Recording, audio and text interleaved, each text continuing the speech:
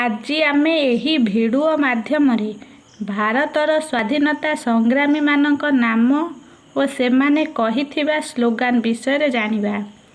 ବଙ୍କିମ ଚନ୍ଦ୍ର Chatterjee. Slogan Vande Mataram. Chittaranjan Das. Slogan Swaraj ମୋର ଜନ୍ମସିଦ୍ଧ ଅଧିକାର ଅଟେ। ମହମ୍ମଦ ଇକବାଲ। ସ୍ଲୋଗାନ ସାରେ ଜହାଁ ସେ ଆଚ୍ଛା ହିନ୍ଦୁସ୍ତାନ ହମାରା। ଅନ୍ୟଟି ହେଉଛି ଇନକ୍ଲାବ ଜିନ୍ଦାବାଦ। ମହାତ୍ମା ଗାନ୍ଧୀଙ୍କ ସ୍ଲୋଗାନ ହେଉଛି କରୋ ୟା ମରୋ। ଅନ୍ୟ ହେଉଛି ଭାରତ ଛୋଡ଼ୋ।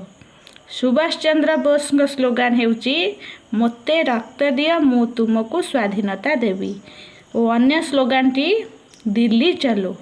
ଜବାହରଲାଲ ନେହେରୁଙ୍କ ସ୍ଲୋଗାନ ଆରାମ ହାରାମ ହେ ଓ ଅନ୍ୟଟି ହେଉଛି who lives if India dies. Bal Gangadhar ତିଲକଙ୍କ ସ୍ଲୋଗାନ ହେଉଛି ପୂର୍ଣ୍ଣ ସ୍ୱରାଜ ଗଠନ। ରବୀନ୍ଦ୍ରନାଥ ଟାଗୋରଙ୍କ ସ୍ଲୋଗାନ ହେଉଛି ଜନଗଣ ମନ ଅଧିନାୟକ ଜୟ ହେ।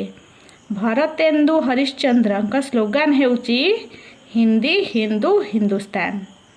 ଦୟାନନ୍ଦ ସରସ୍ୱତୀଙ୍କ ସ୍ଲୋଗାନ ହେଉଛି ବେଦ ପାଖକୁ ଫେରିଆସ।